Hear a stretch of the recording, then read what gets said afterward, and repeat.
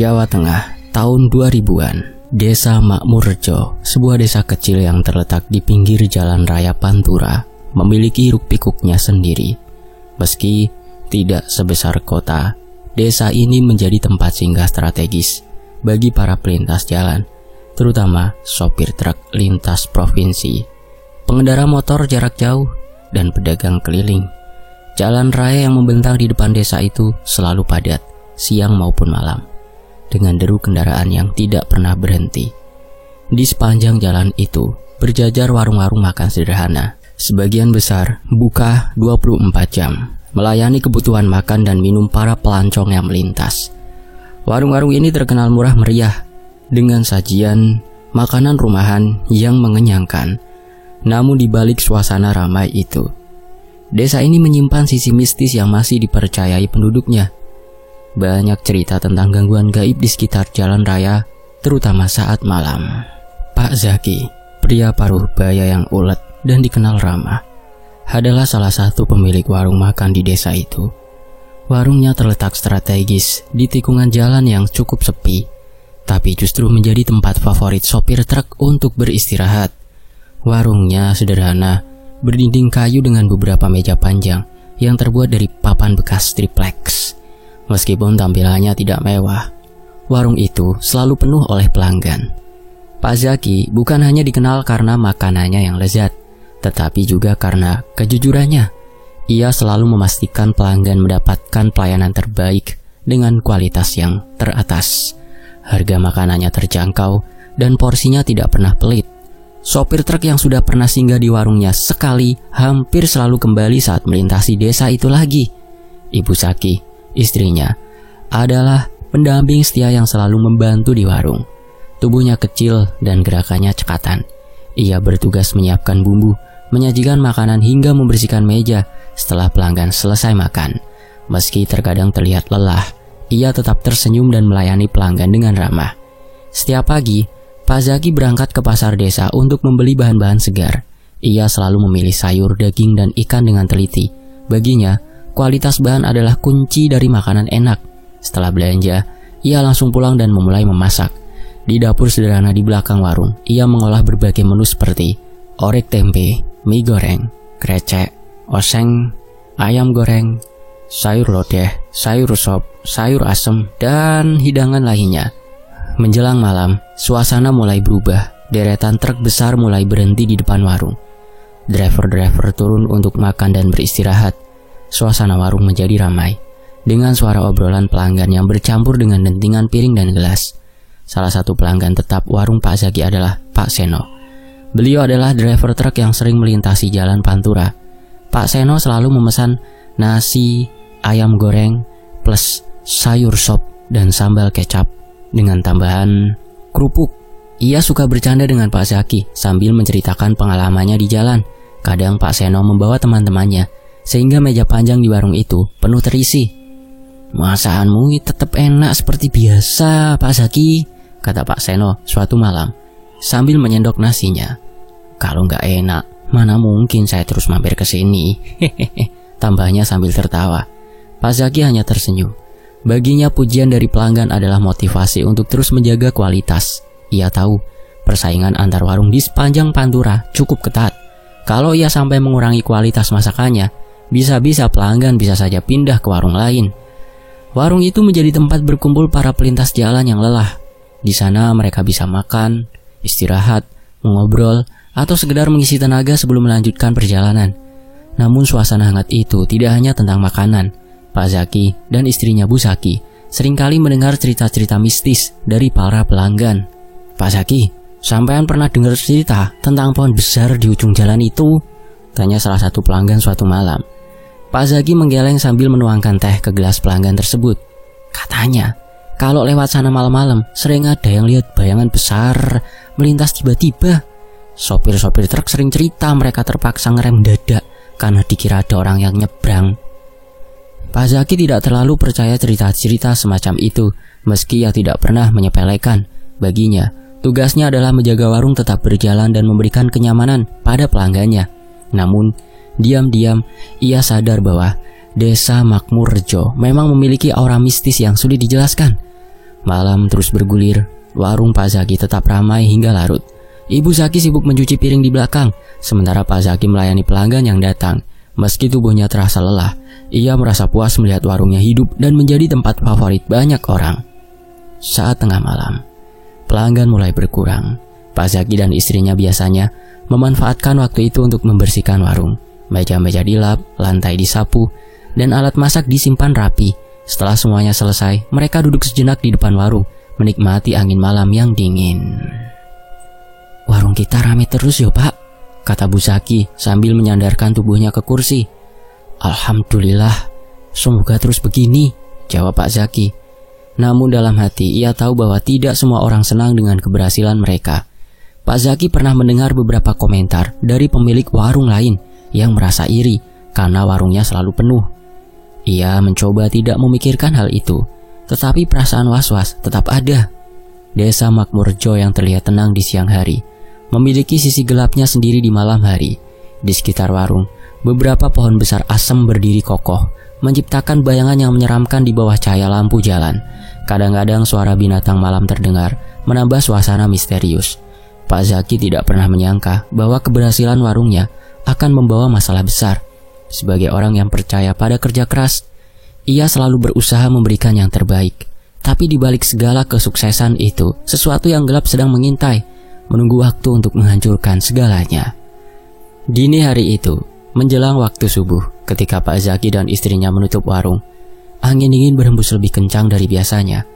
Lampu di depan warung tiba-tiba berkedip, seolah-olah ada yang mengganggu alirannya. Pak Zaki tidak terlalu memikirkan hal itu. Ia hanya menganggapnya sebagai gangguan kecil yang biasa terjadi. Namun, ia tidak tahu bahwa itu adalah awal dari sesuatu yang lebih besar. Sebuah gangguan yang tidak hanya mengancam usahanya, tetapi juga keluarganya. Warung yang selama ini menjadi sumber kebahagiaan mereka akan segera menjadi pusat dari sebuah cerita yang penuh dengan kegelapan.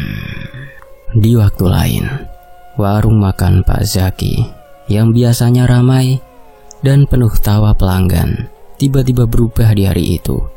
Suatu pagi, ketika Pak Zaki dan istrinya membuka warung, mereka dikejutkan oleh bau aneh dari dapur.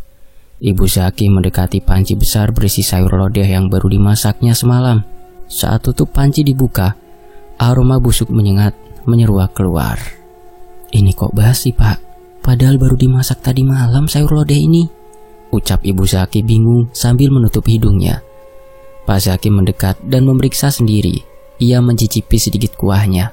Kecut, benar saja, rasanya sudah asam seperti masakan yang dibiarkan berhari-hari di suhu ruangan. Mereka berdua heran karena sayur itu dimasak dengan bahan-bahan segar dan selalu disimpan di tempat yang aman. "Ya sudah, buang saja Bu, kita masak ulang," kata Pak Zaki mencoba tenang. Malam itu warung tetap buka seperti biasa. Pelanggan mulai berdatangan. Sebagian besar seperti biasa adalah sopir truk yang sudah biasa makan di sana. Namun gangguan kembali terjadi. Beberapa pelanggan mengeluh bahwa makanan yang mereka santap terasa berbeda. Bahkan ada yang merasa mual. "Pak Zaki, ini nasinya kok bau ya?" tanya seorang pelanggan, seorang sopir truk yang biasa mampir setiap minggu. Pak Zaki mencoba mencium aroma nasi yang disajikan.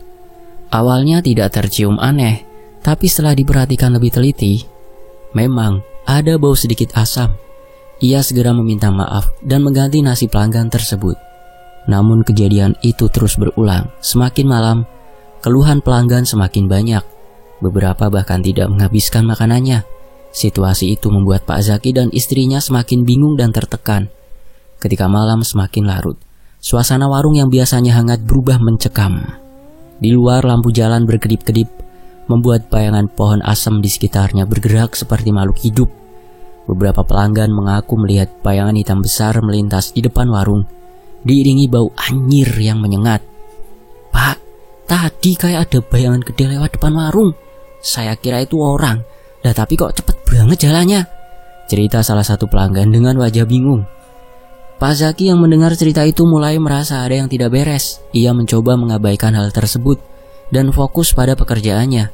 Namun dalam hati, ia mulai bertanya-tanya.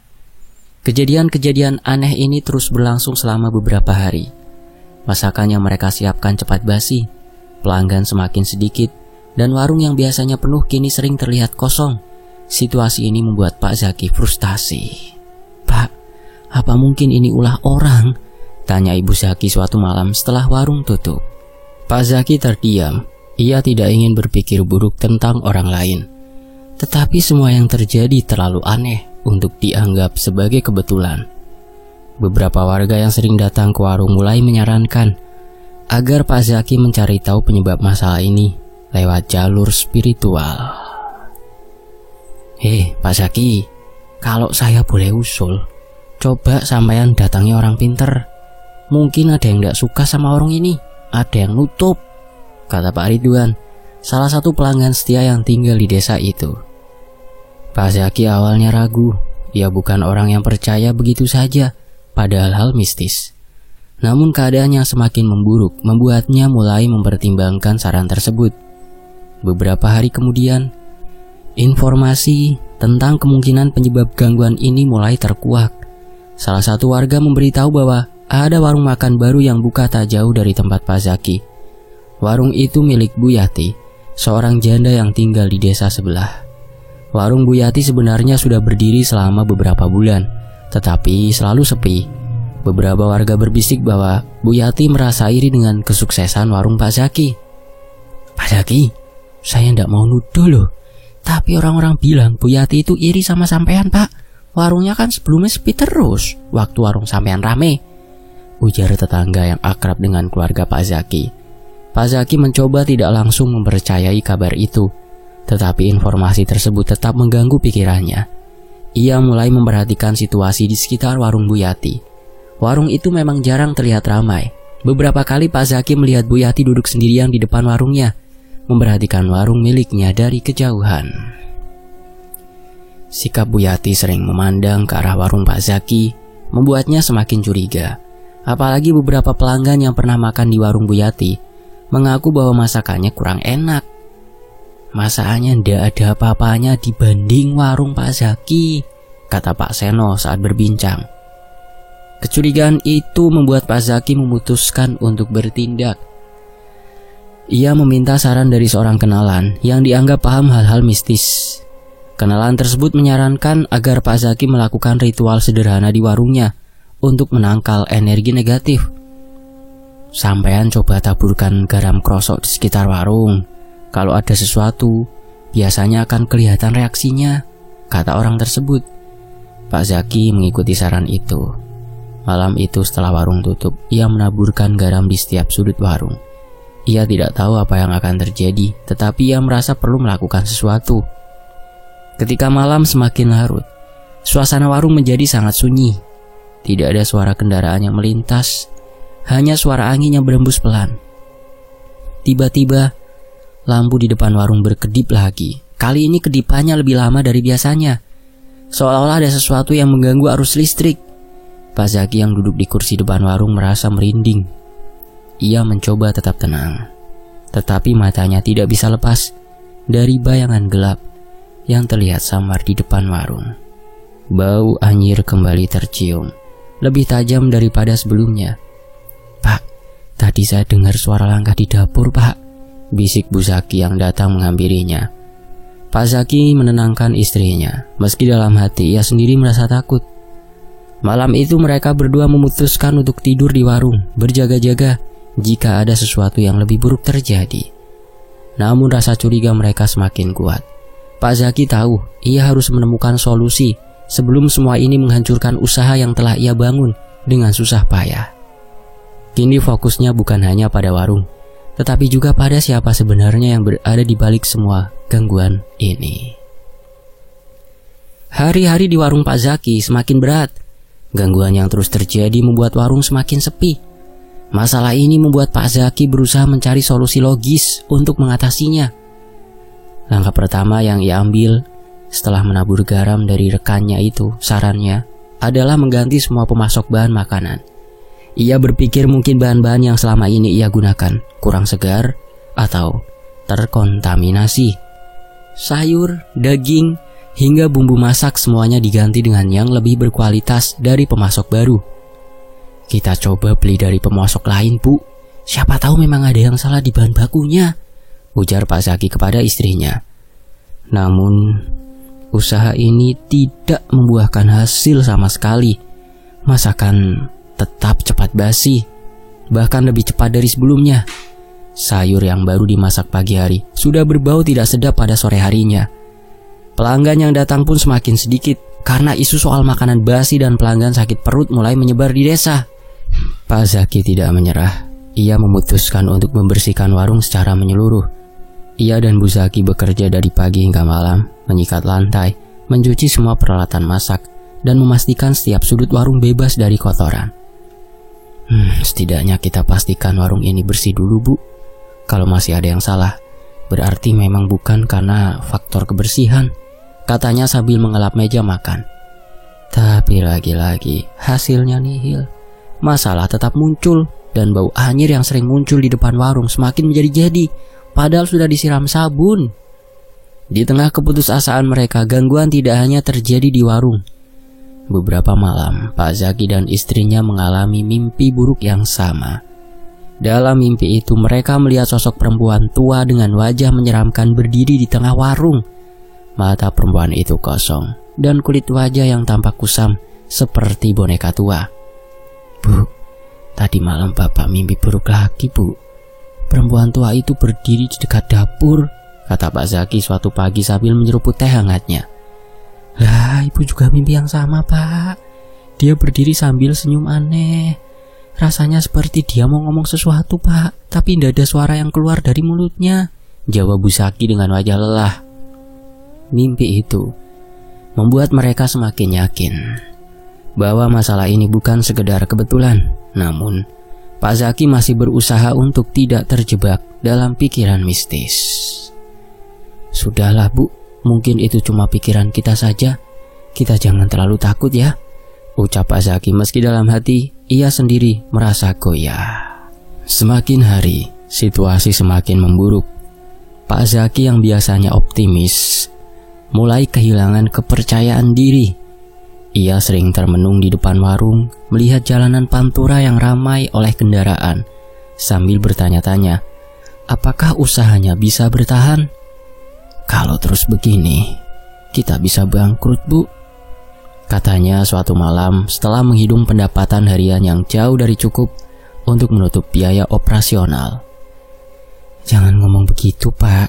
Kita harus tetap berusaha, jawab Ibu Zaki mencoba menguatkan suaminya.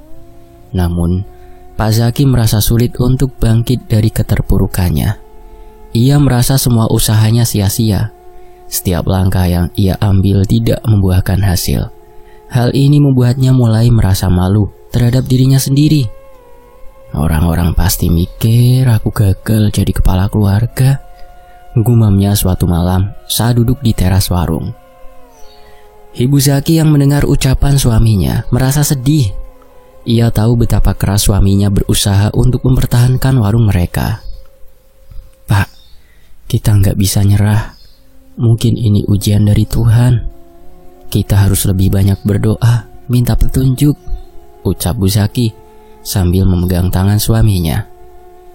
Saran dari istrinya membuat Pak Zaki merenung. Selama ini, ia memang terlalu sibuk mencari solusi logis hingga lupa untuk lebih mendekatkan diri kepada Tuhan. Malam itu, setelah menutup warung, Pak Zaki dan istrinya mulai melaksanakan sholat malam bersama. Mereka berdoa dengan sungguh-sungguh, memohon kekuatan dan petunjuk untuk menghadapi masalah yang sedang mereka alami. Ya Allah, berikan kami kekuatan untuk menghadapi cobaan ini. Jika memang ada sesuatu yang mengganggu, tunjukkan jalan keluarnya.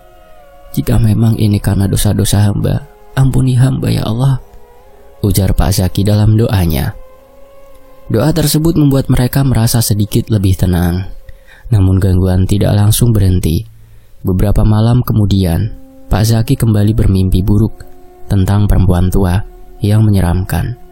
Kali ini, sosok itu tidak hanya diam. Ia mendekati Pak Zaki dan berbisik sesuatu yang tidak bisa ia pahami. Ketika terbangun dari mimpi itu, Pak Zaki merasa tubuhnya lemas. Ia mencoba mengingat kembali apa yang dikatakan perempuan itu, tapi semuanya terasa buram. "Mungkin ini memang peringatan, Bu. Bapak nggak tahu lagi harus gimana," kata Pak Zaki kepada istrinya. Meski merasa tertekan, Pak Zaki tahu ia tidak bisa menyerah begitu saja. Ia mulai berbicara dengan beberapa pelanggan setianya untuk mencari dukungan. Beberapa dari mereka memberikan saran agar Pak Zaki tetap kuat dan tidak terlalu memikirkan hal-hal buruk. "Pak Zaki, saya yakin ini cuma cobaan. Kalau kita sabar, pasti ada jalan keluarnya," kata pelanggan setia yang sering memberikan semangat. Ucapan itu sedikit memberi harapan bagi Pak Zaki. Ia mulai bertekad untuk terus berusaha, meski situasinya sangat sulit. Ia juga berjanji kepada dirinya sendiri untuk lebih mempercayai kekuatan doa dan usaha bersama keluarganya. Namun di balik tekad itu, ia tahu bahwa perjuangannya masih jauh dari selesai. Pak Zaki sadar, ada sesuatu yang lebih besar yang harus ia hadapi untuk mengakhiri semua ini. Setiap harinya, situasi di warung Pak Zaki semakin parah. Pelanggan yang dulu setia kini mulai menjauh. Teror yang dialami tidak hanya berdampak pada bisnis, tetapi juga kehidupan sehari-hari Pak Zaki dan keluarganya. Suatu malam, seorang pelanggan yang sedang menikmati makanannya tiba-tiba berdiri dengan wajah pucat pasi. "Pak Zaki, saya tadi lihat sesuatu di pojok ruangan itu," kata pelanggan itu sambil menunjuk ke arah sudut dekat dapur. Pak Zaki dan istrinya saling pandang.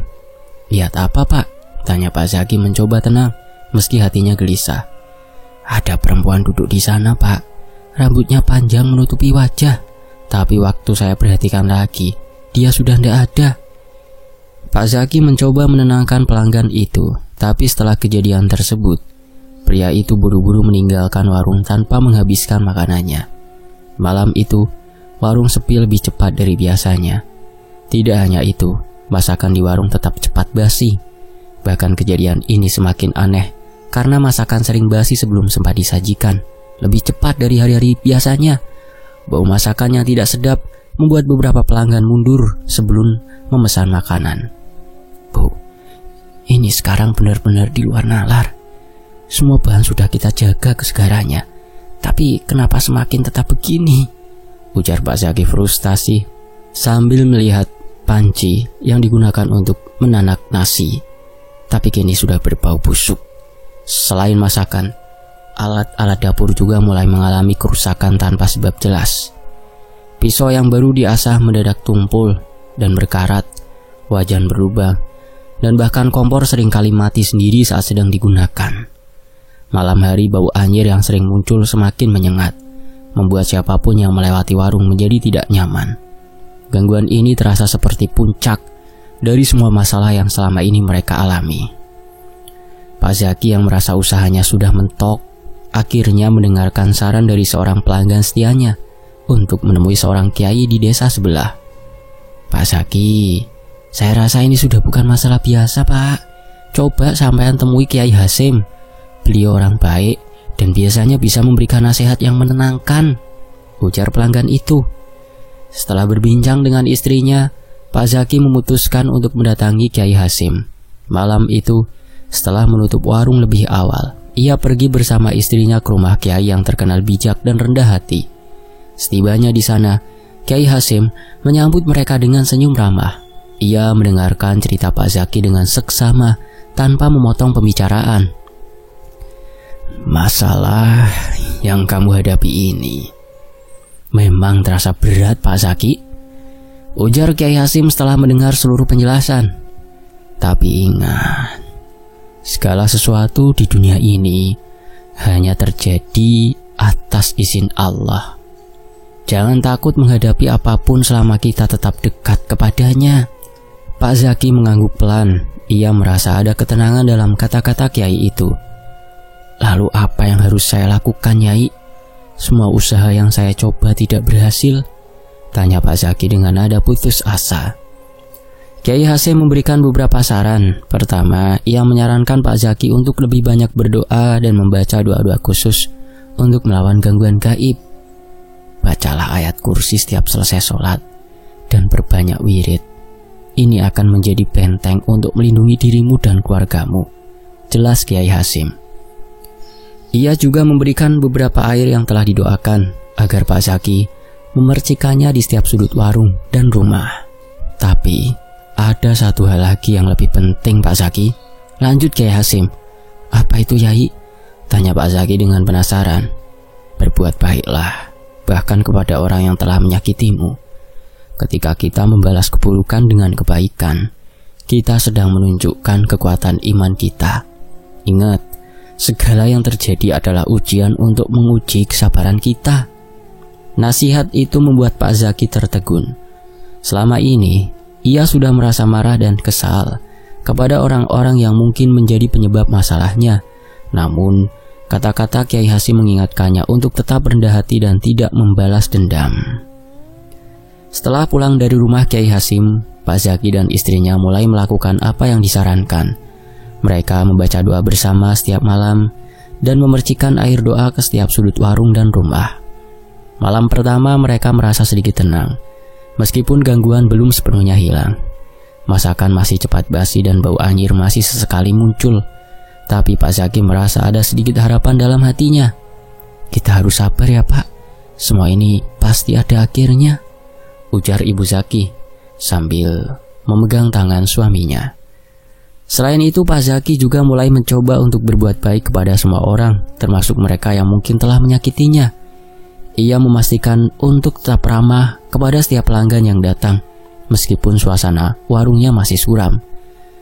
Suatu hari ia bahkan mengantarkan makanan kepada salah satu tetangganya yang sedang sakit, meskipun tetangga itu dikenal sering membicarakan kesulitan yang ia alami. Semoga ini menjadi langkah yang baik untuk kita Bu, kata Pak Zaki kepada istrinya. Meski rintangan masih terasa berat, Pak Zaki mulai merasa bahwa langkah yang ia ambil ini membawa perubahan kecil. Ia dan istrinya merasa lebih tenang, meskipun secara materi mereka masih kesulitan. Malam itu setelah selesai sholat, Pak Zaki berdoa dengan sungguh-sungguh. Ya Allah, jika ini adalah ujian untuk kami, berikan kami kekuatan untuk melewatinya. Jika ini adalah cobaan akibat perbuatan buruk seseorang, tunjukkan kepada kami jalan yang benar. Doanya dengan penuh harap. Doa tersebut menjadi kekuatan baru bagi Pak Zaki. Ia tahu perjuangan ini belum selesai, tetapi ia mulai merasa bahwa ia tidak sendirian dalam menghadapi semua ini. Setelah berbagai cobaan berat yang dialami Pak Zaki dan keluarganya, kehidupan mulai menunjukkan perubahan. Di sisi lain, Bu Yati yang sebelumnya sempat menikmati kesuksesan warungnya dengan cara-cara tidak wajar, mulai mengalami serangkaian kejadian yang mengubah hidupnya menjadi mimpi buruk. Warung Bu Yati yang dulu sempat ramai karena guna-guna yang ia gunakan mendadak kembali sepi. Tidak ada tanda-tanda logis yang menjelaskan perubahan itu. Pelanggan yang sebelumnya datang secara rutin mulai mengeluh tentang makanan di warung tersebut. Bu Yati, ini nasinya kok rasanya agak basi ya, gak seenak biasanya, komentar salah satu pelanggan. Apa benar Pak? Tapi saya masaknya matang kok Pak, jawab Bu Yati dengan senyum canggung. Namun pelanggan itu hanya menggeleng pelan dan meninggalkan warung tanpa menghabiskan makanannya. Kejadian serupa terjadi berulang kali, membuat Bu Yati semakin khawatir. Selain masalah rasa makanan, pelanggan juga mulai melaporkan kejadian aneh di warung. Tadi saya lihat ada bayangan hitam lewat di dekat dapur sampean Bu, ujar seorang pelanggan dengan nada takut. Apa maksudmu? Bayangan apa? Tanya Bu Yati mencoba menyembunyikan rasa paniknya. Entahlah, saya cuma lihat sekilas, tapi rasanya tidak nyaman di sini. Perlahan, jumlah pelanggan di warung Bu Yati semakin menurun. Setiap harinya, ia hanya bisa menghitung dengan jari orang yang datang untuk makan. Tidak hanya warungnya yang mengalami penurunan, kesehatan Bu Yati pun mulai terganggu. Ia sering merasa tubuhnya lemah tanpa alasan jelas. Bahkan beberapa kali ia jatuh pingsan saat sedang memasak di dapur. Aku ini kenapa ya? Kok badan rasanya tidak ada tenaga? Keluh Bu Yati sambil duduk lemas di kursi ruang tamu. Tetangganya yang datang menjenguk mencoba menghiburnya. Mungkin sampean kecapean Bu, coba istirahat saja dulu. Namun meskipun sudah beristirahat, kondisi Bu Yati tidak kunjung membaik. Malam-malamnya dihantui oleh mimpi buruk. Ia sering bermimpi didatangi sosok tinggi besar dengan wajah gelap yang tidak jelas. Sosok itu berdiri di ujung tempat tidurnya dan menatapnya dengan mata merah menyala. Bu Yati sering terbangun dengan tubuh berkeringat dan nafas tersengal-sengal. Apa ini balasan atas apa yang aku lakukan kepada Pak Zaki? Gumamnya dalam hati. Tapi ia segera menepis pikiran itu, berusaha meyakinkan dirinya bahwa ini hanya kebetulan. Gangguan yang dialami Bu Yati tidak hanya terjadi dalam mimpi. Di rumahnya ia mulai mendengar suara-suara aneh, seperti langkah kaki berat di tengah malam. Pernah suatu malam, ia mendengar suara orang memanggil namanya dari arah dapur. Bu Yati bangkit dari tempat tidurnya dengan tubuh gemetar. Ia memberanikan diri berjalan ke arah dapur, meski hatinya penuh rasa takut. Saat sampai di dapur, ia tidak menemukan siapapun. Tapi, pintu dapur yang sebelumnya tertutup kini terbuka lebar, meskipun ia yakin sudah menguncinya sebelum tidur. Kejadian ini membuat Bu Yati semakin tidak tenang. Setiap malam, ia merasa seperti diawasi oleh sesuatu yang tidak kasat mata. Gangguan yang terus-menerus itu membuat Bu Yati kehilangan semangat. Warungnya yang dulu menjadi kebanggaan, kini tampak seperti tempat yang tidak terawat. Tidak ada lagi pelanggan yang datang. Bahkan beberapa tetangga mulai membicarakan keadaan Bu Yati yang semakin memburuk. Kasiannya Bu Yati, padahal warungnya kemarin rame banget, ujar seorang tetangga kepada yang lain. Iya, tapi katanya dia kena guna-guna juga, makanya sekarang warungnya sepi. Mendengar omongan tetangga, Bu Yati merasa semakin tertekan. Ia akhirnya memutuskan untuk menutup warungnya. Tidak ada lagi tenaga atau keinginan untuk melanjutkan usaha itu. Setelah menutup warung, Bu Yati lebih sering mengurung diri di rumah. Ia tidak ingin bertemu siapapun. Namun rasa bersalah mulai menghantuinya. Ia mulai menyadari bahwa semua penderitaan yang ia alami mungkin adalah akibat karma dari perbuatannya sendiri. Aku salah. Seharusnya aku tidak melakukan itu pada Pak Zaki, gumamnya dengan suara serak. Namun penyesalan itu datang terlambat. Semua yang telah ia bangun hancur dalam sekejap, meninggalkan dirinya dalam keadaan yang lemah dan terpuruk. Bu Yati tahu bahwa tidak ada jalan mudah untuk memperbaiki semuanya. Tapi di dalam hatinya, ia mulai berharap agar masih ada kesempatan untuk memohon maaf dan memperbaiki diri. Gangguan yang ia alami menjadi pelajaran berharga, bahwa apapun yang dilakukan dengan niat buruk pada akhirnya akan berbalik kepada diri sendiri. Sementara itu, hari-hari berat terus bergulir di kehidupan Pak Zaki. Warungnya yang dulu penuh pelanggan kini kosong melompong. Hanya sesekali ada orang yang mampir untuk membeli minuman saja. Tapi itu pun tak sebanding dengan pengeluaran harian. Pak Zaki mulai merasa usahanya tidak akan bertahan lebih lama lagi. Mas, apa kita harus tutup saja warung ini? Tanya istrinya suatu malam setelah menghitung hasil penjualan. Pak Zaki menghela nafas panjang, menatap meja makan yang kosong. Makanannya pada utuh semua hanya pesan minuman panas ataupun minuman dingin. Aku juga sudah memikirkan itu, Bu. Tapi, kalau kita menyerah, lalu kita harus bagaimana? Warung ini satu-satunya sumber penghasilan kita. Mereka berdua terdiam, suasana hati yang suram seolah memenuhi ruang kecil itu. Di tengah keputusasaan, Pak Zaki memutuskan untuk terus bertahan. Meski hati kecilnya merasa ragu, ia mulai mengalihkan fokusnya pada hal-hal yang bisa ia kontrol. Setiap pagi ia membersihkan warung, memastikan semuanya tertata rapi, dan berusaha memberikan pelayanan terbaik kepada sedikit pelanggan yang datang. Selain itu, Pak Zaki semakin mendekatkan diri kepada Tuhan. Ia rajin melaksanakan ibadah, membaca doa, dan memohon agar masalah yang ia hadapi segera berakhir. Namun semakin hari, warungnya semakin sepi. Bahkan pelanggan yang tadinya setia pun mulai tidak terlihat lagi. Pak Zaki merasa seluruh usahanya sia-sia. Malam itu setelah menutup warung lebih awal karena tidak ada pelanggan, Pak Zaki tertidur di ruang tamu. Dalam tidurnya ia bermimpi bertemu dengan sosok tua berjubah putih. Sosok itu berdiri di tengah kebun yang luas, dengan senyum hangat dan mata yang penuh kebijaksanaan.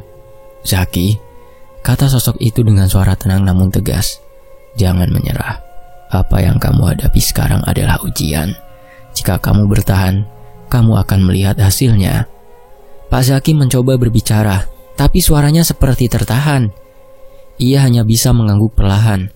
Sosok itu lalu melanjutkan, "Kebaikan akan selalu menang atas kejahatan. Bersabarlah, teruslah berdoa, dan jangan berhenti berusaha." Ketika Pak Zaki terbangun, hatinya terasa lebih ringan. Mimpi itu memberinya semangat baru untuk terus melangkah, meskipun jalan yang ia tempuh terasa berat. Di sisi lain, Bu Yati semakin terpuruk. Kondisi kesehatannya yang memburuk membuatnya tidak bisa lagi mengurus warung atau bahkan dirinya sendiri. Tubuhnya lemah, sering gemetaran, dan setiap malam ia diganggu oleh mimpi buruk. "Saya tidak tahan lagi," keluh Bu Yati kepada anaknya. Anaknya yang merasa bingung dengan kondisi sang ibu menyarankan agar ia pergi ke kiai untuk meminta bantuan. Awalnya Bu Yati ragu, tapi setelah merasa tidak ada lagi jalan keluar, ia akhirnya setuju. Saat bertemu dengan sang kiai, Bu Yati tak kuasa menahan tangis. Ia menceritakan semua perbuatannya, mulai dari rasa iri terhadap kesuksesan Pak Zaki hingga keputusannya untuk menggunakan guna-guna untuk menjatuhkan usaha orang lain. "Saya menyesal, Kiai. Saya tidak tahu harus bagaimana lagi," ujarnya sambil menangis terisak-isak. Kiai itu menatapnya dengan penuh iba. "Apa yang kamu lakukan adalah dosa besar, Yati. Tapi jika kamu sungguh-sungguh menyesal, kamu harus meminta maaf kepada Pak Zaki dan keluarganya. Selain itu, bertobatlah kepada Allah dengan sepenuh hati." Bu Yati mengangguk lemah. Ia tahu ini bukan hal yang mudah, tapi ia tidak punya pilihan lain. Beberapa hari kemudian, Bu Yati dengan tubuh yang lemah dan dibantu oleh anaknya mendatangi warung Pak Zaki. Saat itu warung sedang sepi seperti biasanya. Pak Zaki dan istrinya terkejut melihat kedatangan Bu Yati. "Bu Yati, ada apa ya, Bu?" tanya Pak Zaki meski hatinya sudah dipenuhi kecurigaan. Bu Yati menunduk. Air matanya mulai mengalir. Saya datang untuk meminta maaf, Pak Zaki. Semua yang terjadi pada warung sampean itu ulah saya. Saya yang mengirim guna-guna karena saya iri dengan kesuksesan jenengan." Pengakuan itu membuat Pak Zaki dan istrinya terdiam. Mereka saling berpandangan, tidak percaya dengan apa yang baru saja didengar. "Saya tahu ini tidak akan mengembalikan semua kerugian yang sudah sampean alami, Pak. Tapi saya benar-benar menyesal. Saya mohon maaf," lanjut Bu Yati dengan suara bergetar. Pak Zaki yang awalnya ingin marah justru merasa iba melihat kondisi Bu Yati. Ia menghela nafas panjang lalu berkata, "Saya maafkan, Bu, tapi ingatlah, perbuatan seperti ini tidak hanya menyakiti orang lain, tapi juga diri sampean sendiri." Mendengar itu Bu Yati menangis semakin keras. Ia berjanji kepada Pak Zaki dan kepada Tuhan untuk tidak pernah lagi melakukan hal seperti itu. Setelah kejadian itu, kehidupan Pak Zaki perlahan kembali normal. Meskipun tidak langsung ramai, warungnya mulai didatangi kembali oleh pelanggan setia. Pak Zaki percaya bahwa semua ini adalah hasil dari kesabarannya dalam menghadapi ujian. Sementara itu, Bu Yati yang terus berjuang melawan penyakitnya mulai menemukan kedamaian dalam dirinya. Ia semakin mendekatkan diri kepada Tuhan dan mencoba memperbaiki kesalahannya dengan cara membantu orang lain semampunya. Hari demi hari suasana warung Pak Zaki semakin membaik. Masakan yang dulu cepat basi dan menyebabkan keluhan pelanggan kini kembali enak dan segar. Tidak ada lagi bau anyir yang menguar di sekitar warung, dan bayangan hitam yang sering terlihat di depan warung pun tidak pernah muncul lagi. Pak Zaki merasa seperti beban yang sangat berat telah terangkat dari pundaknya. Pelanggan-pelanggan yang sebelumnya menghindari warungnya kini kembali datang dengan senang hati. Bahkan beberapa pelanggan baru mulai berdatangan setelah mendengar cerita bahwa Pak Zaki telah mengatasi gangguan yang membuat warungnya sepi. Pak Zaki pun mulai merasakan bahwa usahanya semakin lancar. Setiap hari ia bisa melihat hasil dari kerja kerasnya dan kesabaran yang telah ia tanamkan selama ini. Ia tidak lagi merasa putus asa seperti dulu. Meskipun tantangan tetap ada, ia kini memiliki cara yang lebih bijaksana untuk menghadapinya. Ibu Zaki yang setia mendampingi suaminya di warung juga merasakan perubahan yang positif. Mereka berdua mulai tersenyum lagi. Tidak seperti beberapa bulan lalu ketika wajah mereka dipenuhi kekhawatiran dan ketakutan akan masa depan yang tidak pasti. Kini, mereka lebih tenang dan bisa menikmati kebersamaan mereka dengan penuh rasa syukur. Selama masa-masa sulit yang Pak Zaki jalani, Pak Zaki belajar banyak hal tentang hidup. Ia menyadari bahwa meskipun kesulitan datang dalam berbagai bentuk, yang terpenting adalah bagaimana ia menghadapinya. Kesabaran, keteguhan iman, dan keikhlasan adalah kunci untuk bertahan. Ia tak bisa mengubah masa lalu atau menghindari ujian, tetapi ia bisa memilih bagaimana meresponnya. Kesabaran adalah pelajaran terbesar yang didapat Pak Zaki. Ia belajar bahwa meskipun hidup penuh dengan tantangan, tidak ada yang bisa mengalahkan keteguhan hati yang bersandar pada iman. Terlebih lagi, ia belajar bahwa memaafkan adalah salah satu langkah penting untuk melanjutkan hidup dengan damai. Cerita ini berakhir dengan Pak Zaki yang mengucap syukur atas kehidupan yang diberikan kepadanya. Selesai. Sampai jumpa di kisah lainnya. Tetap di Tony FS. Wassalamualaikum.